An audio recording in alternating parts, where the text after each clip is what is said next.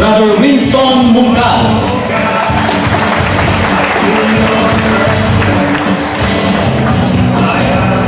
Good afternoon, brothers and sisters.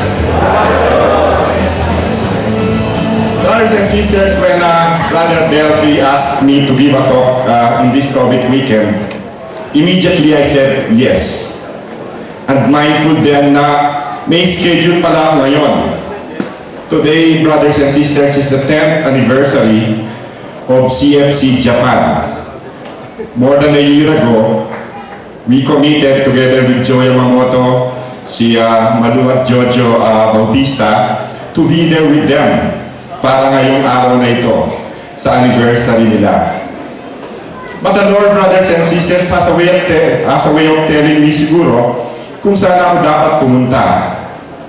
When we received the invitation and we were about to go to the embassy, sa Japan embassy, something tragic happened in Southern Leyte. Many people died. Many people were buried alive. And so, nakita ko na lang ang aking sarili talking with Joe Yamamoto over the phone.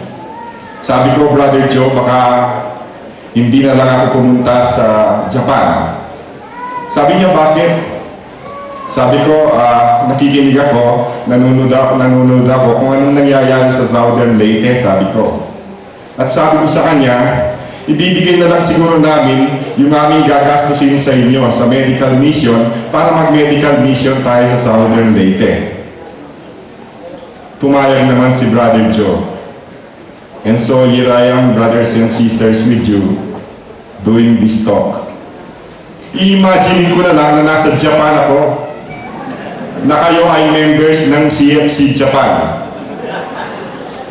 I would love to think, brothers and sisters, that you are members of CFC Japan. Kasi sa CFC, sa Japan, kapag nagtotok ang speaker, nakikinig sila lahat.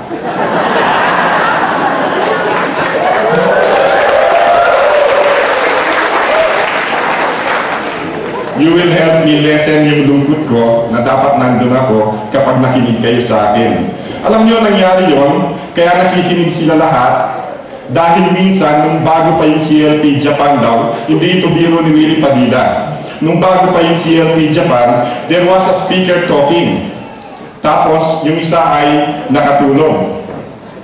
Yung biro ni Willie ay namatay yung nakatulog, hindi na nagising. Nangyari yun sa Japan, mga kapatid. Kaya mula noon, talagang nakikinig sila sa speaker. Okay. Brothers and sisters, allow me to start by sharing with you a Bible passage. Yung Bible passage na ito is one of the favorites of John Paul II, the late John Paul II. Sabi sa John 3:16, "For God so loved the world that He gave His only begotten Son, so that anyone who believes shall not perish, but shall have eternal life." Yun, mga kapatid, I chose to begin with that passage because I want us to realize kung gaano tayo kamahal ng ating Panginoon. Binigay niya yung kanyang sariling anak para sa atin. Yung bugtong niyang anak ay binigay niya para sa atin. And the love of God, brothers and sisters, does not stop there.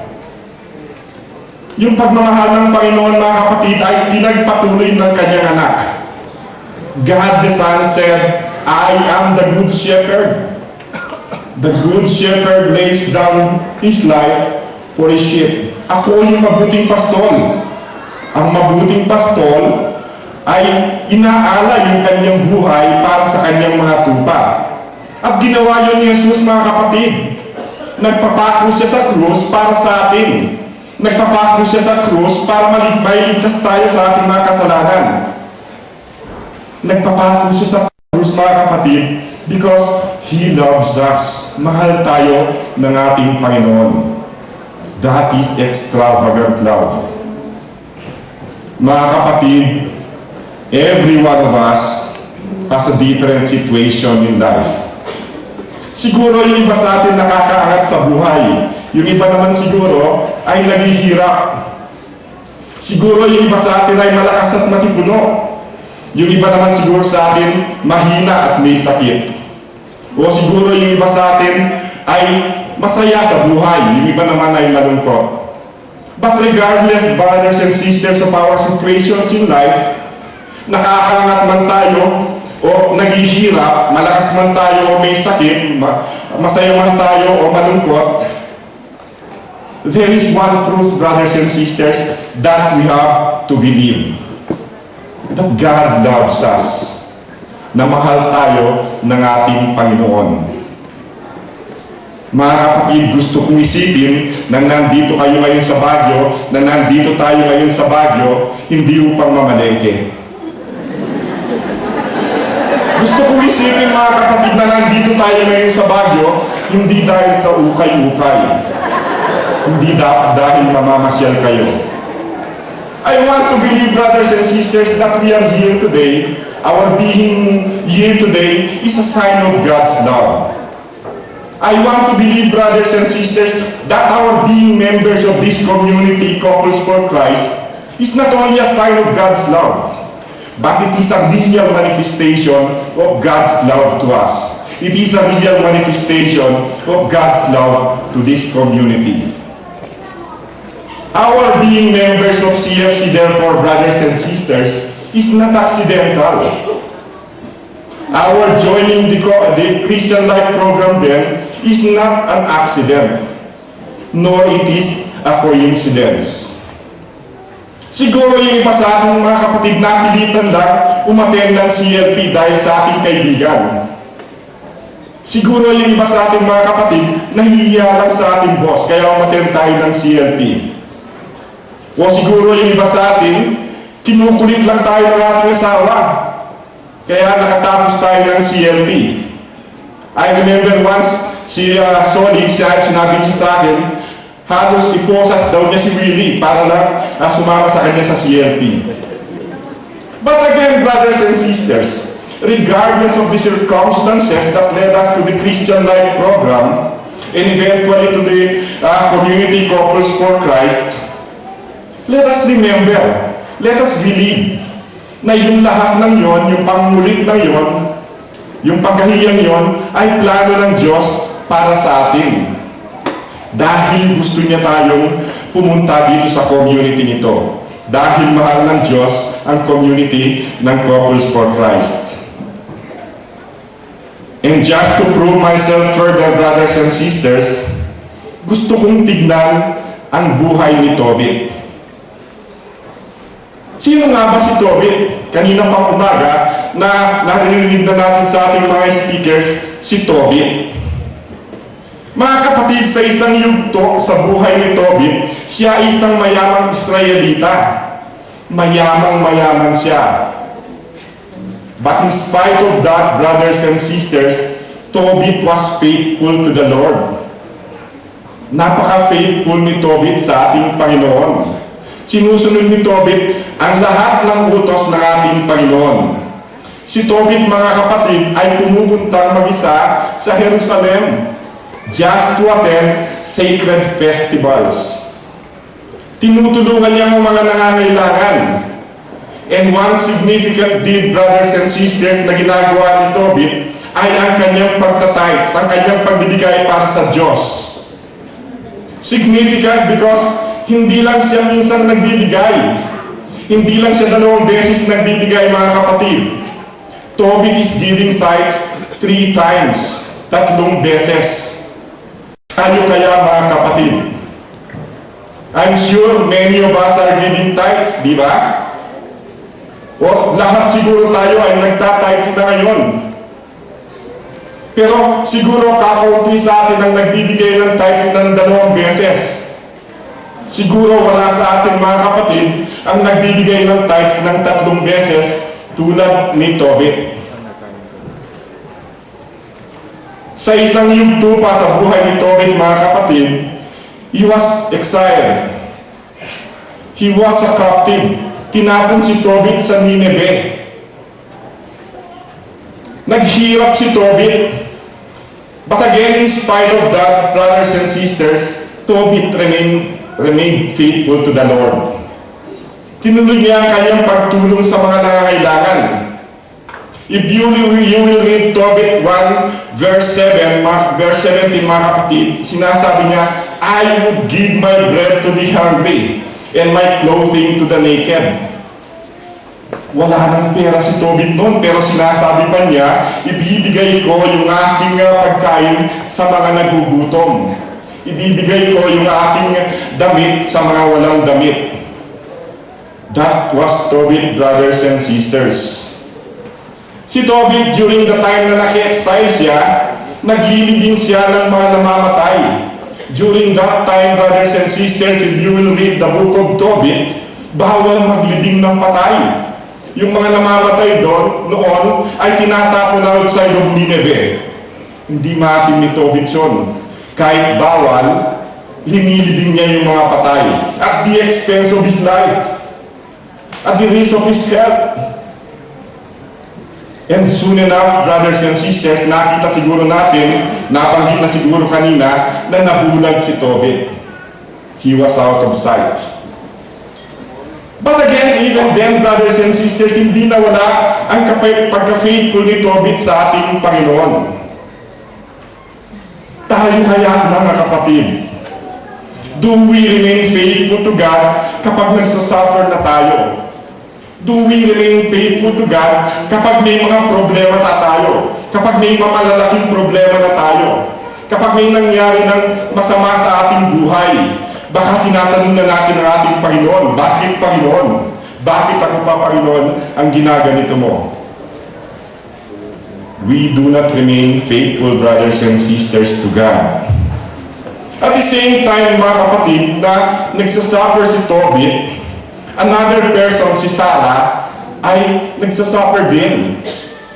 Si Sarah, who is also faithful to the Lord, ay ganun din ang nangyayari. Mga kapatid, 7 times ay nag-asawa si Sarah. Pero 7 times namamatay ang kanyang napapangasawa at the wedding night. Ganun si Sarah.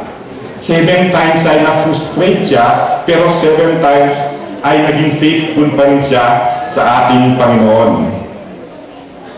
We should then be like Tobit, brothers and sisters.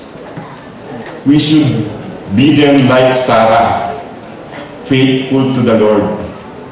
Pero kayong mga asawa namin, mga kapatid, baka ipanalangin nyo naman na mamatay kami para makapag-asawa pa kayo ng amin. Wag. We should be faithful because Tobit and Sarah are faithful. Dapat maging modelo natin sila. Bakit kaya nanatiling faithful ang sina Tobit at Sarah? Because all along, brothers and sisters, they knew. Kahit in pain sila, kahit nagsasuffer sila, they knew that God loves them.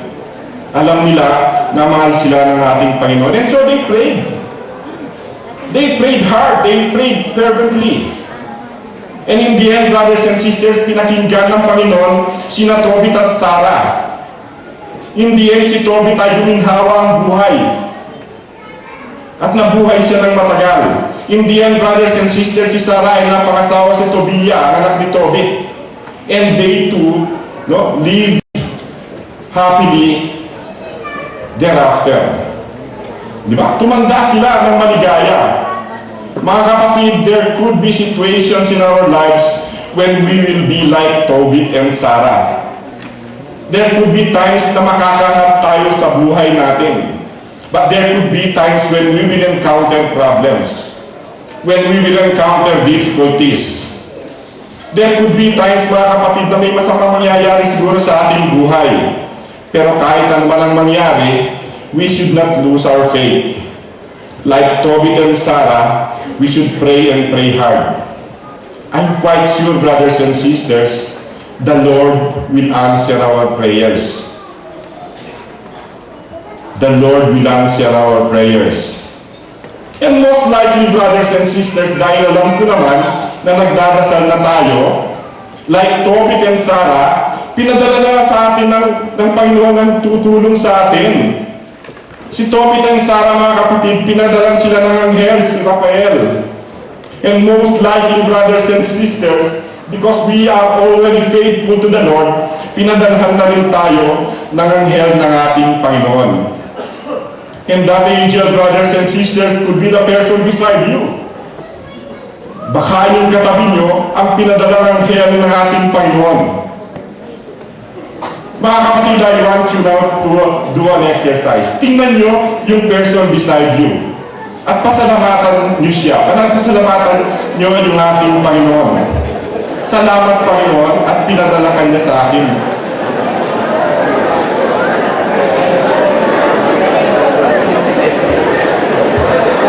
Yan!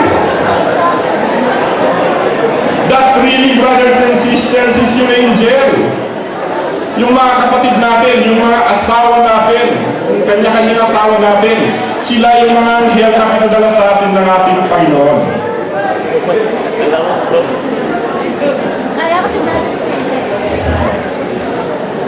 Mga kapatid, hindi pa na talaga kayo natutulog. Para akong nasa Japan. Mga kapatid, I seldom share about myself. Kasi hindi naman makulay yung buhay ko. Sabi ko sa mga kaibigan ko, sabi ko sa mga brothers and sisters na kakilala ko, hindi naman makulay ang buhay ko. So I seldom share about myself. Pero at this point, brothers and sisters, I want to share a little about myself. Sabi ng marami, maswerte daw ako. Maganda daw ang trabaho ko. Nakapagtapos na ako ng mga anak ko. Maganda yung service ko. Marami akong kaibigan. At kung ano-ano pa, maswerte daw talaga ako. But not many brothers and sisters would know kung sino si Winston noon. Sino ba si Winston noon? Kakaunti lang nakakalam noon. Secret ko kasi yun. Siguro mga kapatid, hindi marami sa inyo ang huminto ng pag-aaral. Dahil kapos kayo sa pera. Dahil kapos sa pera ang inyong mga magulang. Kung meron sa inyo mga kapatid na huminto ng pag-aaral dahil sa kakapusan sa pera, I will be one of you.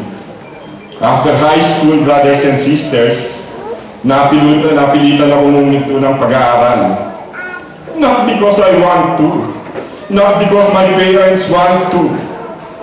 Pero dahil kapos kami sa pera, huminto ako sa aking pag-aaral. Hindi nagtatapos doon ang ating problema, mga kapatid. Not many of you would know na during that time na huminto ako ng pag-aaral, pumasok ako ng isang utusan. Isang boy nagtatrabaho ng hard works from 4 o'clock in the morning, brothers and sisters, until night. Isang utusan. Mabigat ang trabaho. Mula alas 4 ng umaga hanggang gabi, Lunes hanggang Linggo. 1 whole year, brothers and sisters. Nangyari sa akin yun. After 1 year, I was back to school. Nakaipon ako ng pang-tuition sa isang semester. So I went to Manila, enrolled, and I was back to school. But again, hindi nagtatapos doon ang problema ko. Wala na akong pantustos, wala kaming pantustos sa susunod na mga taon, sa susunod na mga semesters. Ang ginawa ko, mga kapatid, pumasok akong isang construction worker, laborer. Sa duration ng aking pag-aaral, mga kapatid, I was working as a laborer, a construction worker. Ganun ang nangyari kay Winston noon. For 7 years, brothers and sisters, I felt the pain. Naramdaman ko, mga kapatid, kung paano ako iwasan. Naramdaman ko kung paano ako hindi pansinin. Naramdaman ko kung paano mag-aaral ng gutom. Naramdaman ko kung paano maglakad dahil walang pamasahe. I thought, brothers and sisters, it was hopeless. Akala ko noon, wala nang pupuntahan ng aking buhay. But like Tobit and Sarah siguro, I did not lose hope. I prayed, brothers and sisters, and I prayed hard. After 7 long years, brothers and sisters, the Lord gave me a job. And it was not an ordinary job. It was a very rewarding job, brothers and sisters. I prayed for a house, brothers and sisters, and the Lord gave me not just one but two. I prayed for a child. We prayed for a child. The Lord gave us not just one but a twin, a set of twins. And I prayed for an angel, brothers and sisters. And the Lord gave me not just an ordinary angel, but a very sexy angel. Si Presi po yun. Ayun nga. I want you to be the judge kung hindi ito po ang sinasabi ng sexy.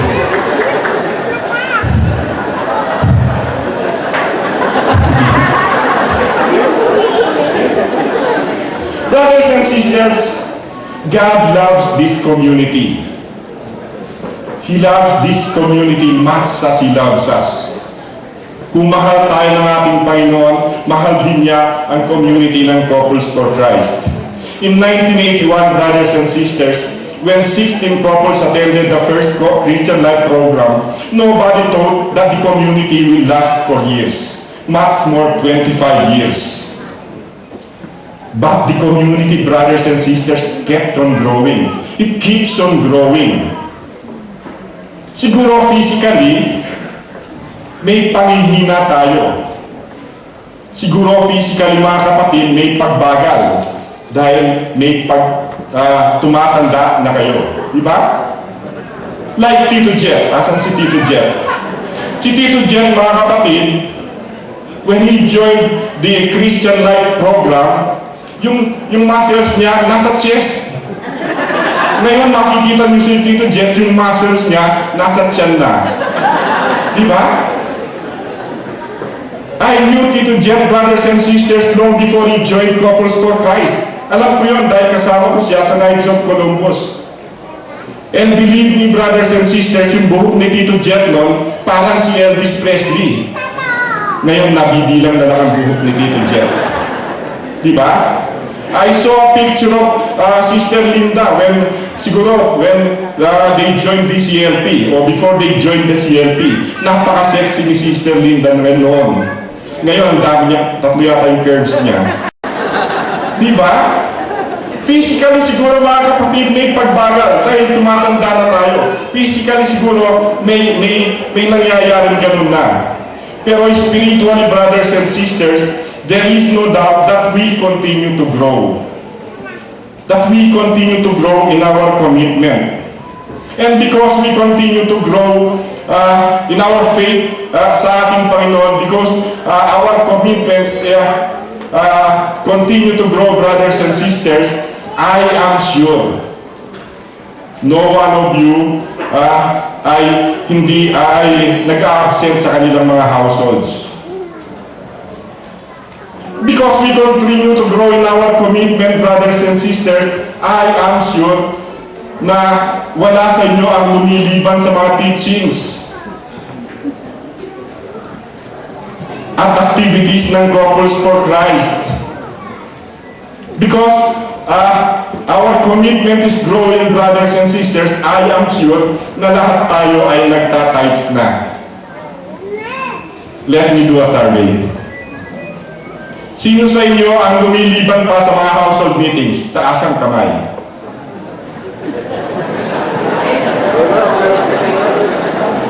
Yan. Sino sa inyo ang lumiliban sa mga teachings? Yung nag-a-absent sa mga teachings, taas ang kamay. Dumadami. Sino sa inyo hindi pa nagtatights? Oops. Sino sa inyo hindi nagtatights? Wala. Maraming lumiliban sa households. Maraming lumiliban sa mga teachings. Yan ang gusto ko sa WSB, brothers and sisters. Alam nyo, at the start of the year, kinausap ako sa center, pinalilipat ako ng sector. Pero sabi ko, wag ka ako dahil mahal ko ang WSB. Dahil nagpapakatotoo kayo. Hindi. Yan ang gusto ko sa OSB, nagpapakatotoo. Kung hindi kayo, kung nag-absent kayo, nagtataas kayo ng kamay, kung hindi nga naman kayo nag-household meeting. Kaya nagustuhan ko mga kapatid si Rustong Padilla. Dahil nagpakatotoo si Rustong Padilla, kung ano siya, di ba?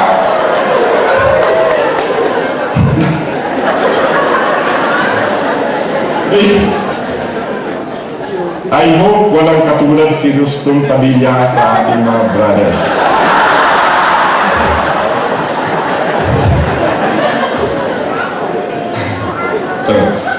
So serious naman. In 1981, brothers and sisters, may tatlong mahalagang pangyayaring nangyari sa ating pananampalataya. Una, yung pagpapakita ng ating mahal na Birhen sa Medjugorje. Nagpakita yung ating mahal na Birhen. Alam natin lahat yun. Nababasa natin lahat yun. Sinasabi sa atin ng simbahan yun. Nagpakita ang mahal na Birhen. The Blessed Mother, brothers and sisters, pleaded to the world to repent, or the justice of God will happen. Tutunawid ng mundo ng Diyos ang mundo. Dahil makasalanan na raw ang mundo, sabi ng Diyos. At that same time, brothers and sisters, a papal document is being prepared. That same time. It may not have been a coincidence, pero that same time, brothers and sisters, a papal document is being prepared. Ang pangalan, Familiaris Consortio. At inisyu ito ng Santo Papa. Sinasabi sa document na ito, mga kapatid, na ang dapat gawin ng pamilya para maibalik ang mundo sa kaharian ng Diyos. Ano ba yung dapat gawin ng isang mag-asawa? Ano ba yung dapat gawin ng isang pamilya para maibalik ang mundo sa kaharian ng Diyos? That same time, brothers and sisters, ay may 16 na couples na nag-join ng Christian Life program. And they organized a movement called Couples for Christ. Looking back, brothers and sisters, one can easily realize na ginawa siguro ng Diyos yung tatlong pangyayari yun at the same time na magkakaugnay-ugnay. Dahil gusto niyang bumalik ang mundo sa kanyang kaharian. Dahil lahat tayo ay gusto niyang bumalik sa kanyang kaharian. There was a call from God, brothers and sisters, to the Blessed Virgin for the world to repent. The Pope told the faithful, particularly the family, what to do. And Couples for Christ, brothers and sisters, beginning with the 16 couples, responded to that call. Magkakaugnay-ugnay, di ba? Tatlong pangyayaring nangyari sa iba't ibang parte ng mundo. Pero makita nyo na magkakaugnay-ugnay yon. And today, brothers and sisters, through Couples for Christ, we are on our way to God's kingdom. The world is on its way to God's kingdom. I'm sure, brothers and sisters, all of us would know what happened after that. The 16 couples doubled. The 16 couples tripled. And soon enough, CFC was in the whole of Metro Manila. And before long, brothers and sisters, Couples for Christ is in the 78 provinces of the country. But God's plan, brothers and sisters, is for CFCs to reach the world. Hindi lang siya dito sa Pilipinas. So in 1985, we started conquering the world. And today, brothers and sisters, we are in 134 countries. Sabi ng speaker kanina, before the year ends, gusto natin nasa 150 countries na tayo around the world. In 1993, mga kapatid, CFC found the need to involve not just the couples, but the whole of the family. And so, there was the means, there was the Kids for Christ, the Youth for Christ, the Singles for Christ, the Handmaids of the Lord, and the Servants of the Lord. In the year 2000, brothers and sisters, God set another direction for Couples for Christ. that of helping the poor, to proclaim the message of hope, to give glad tidings to the unfortunate, and to announce a total human liberation. Gawad Kalinga then was born, brothers and sisters. And today, brothers and sisters, we are full of hope. Gusto natin yung pangarap natin sa Gawad Kalinga ay matupad. There would be no more slums. There would be no more poor. Siguro not only 700,000 homes, siguro not only 7,000 communities, but we want no more slums, no more poor in this country.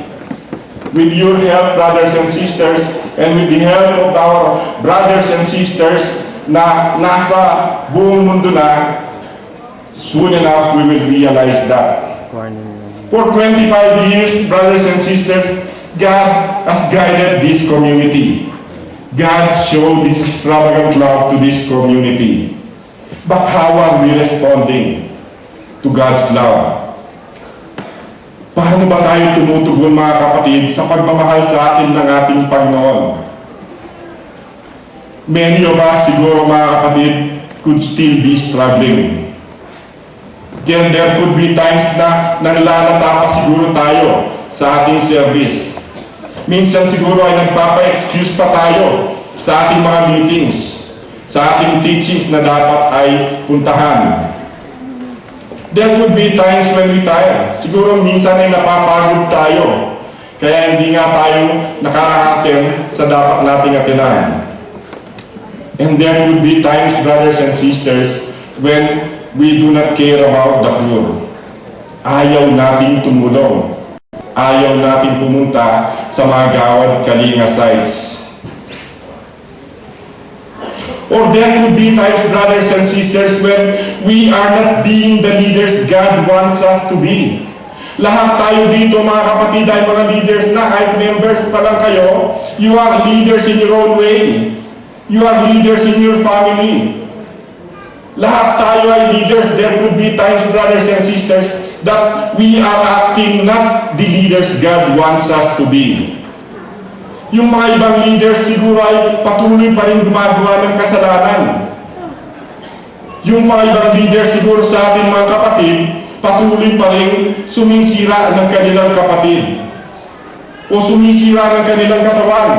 Kanina naglalakad ako sa labas, may mga nakita kong naninigarilyo pa sa atin. Sinisira natin ang ating katawan. Diba?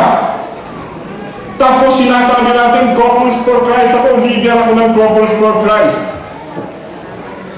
Sinasabi ng Diyos, mga kapatid, na yung katawan natin ay ang temple ng Spirit.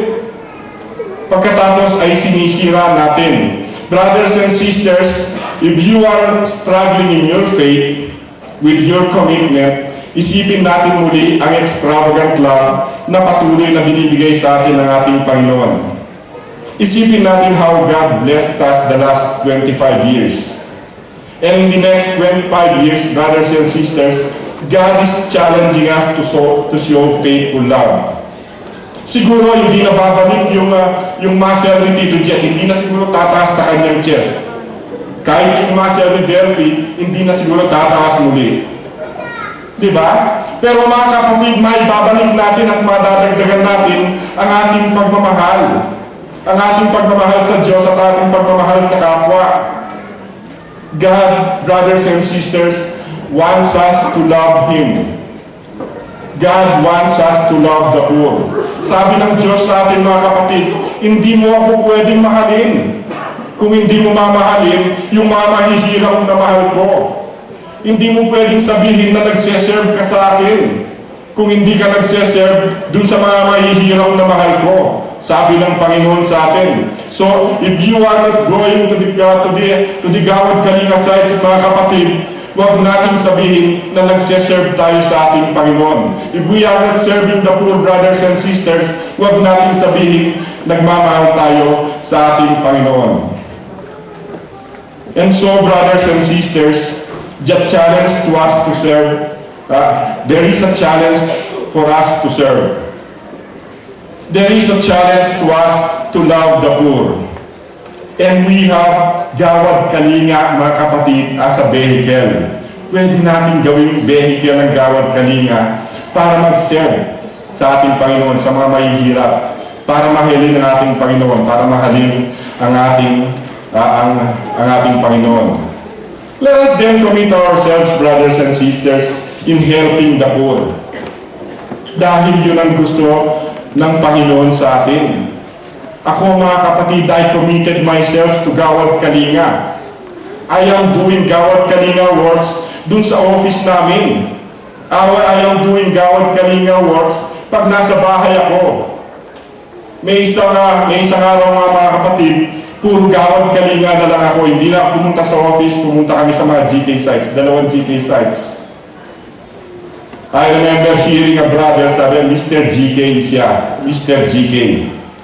Puro Mr. GK, si Winston daw Mr. GK. Pagdating ko sa bahay, sabi ni Presi, nandito na pala ang aking GK, sabi niya. Sabi ko, hanggang sa bahay ba naman, sabi ko, GK pa. Sabi ni Presi, hindi naman Gawad Kalinga, sabi niya. Ang GK ko, Gwapong Kapampangan.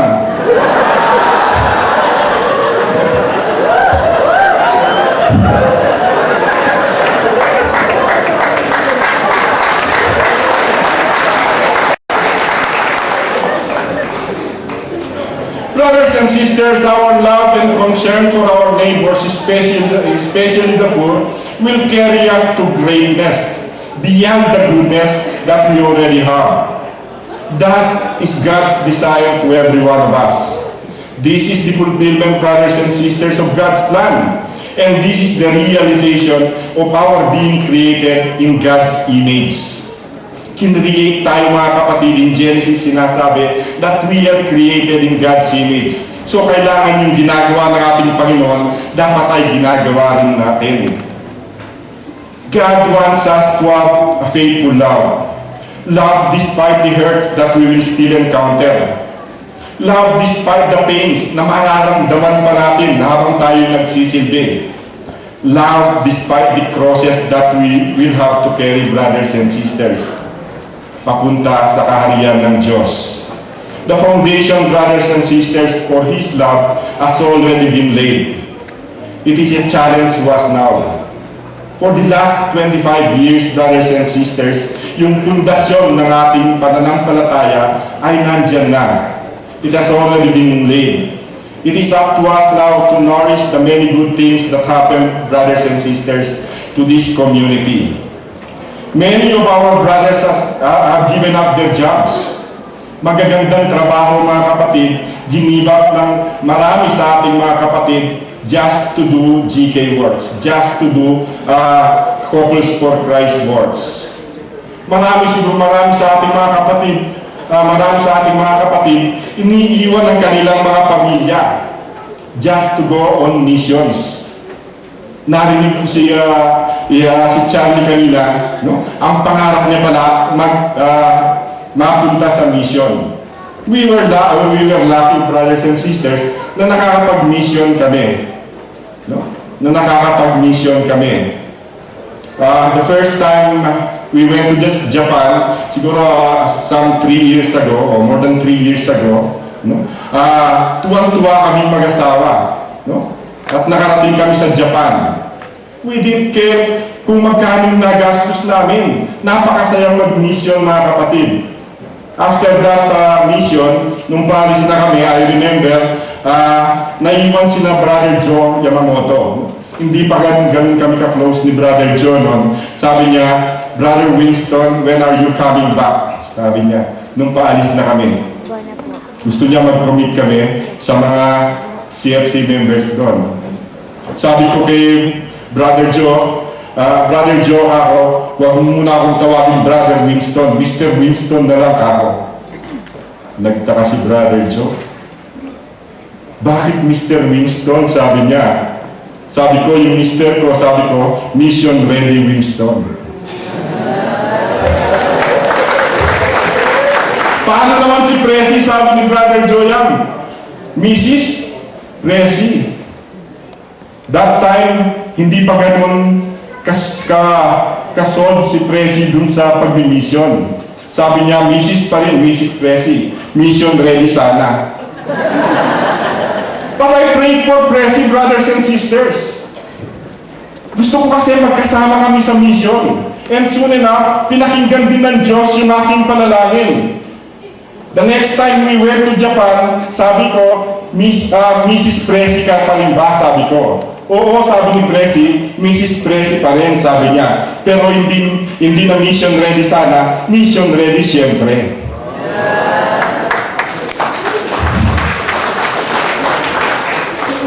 Bak mahina kayo kumanong pa.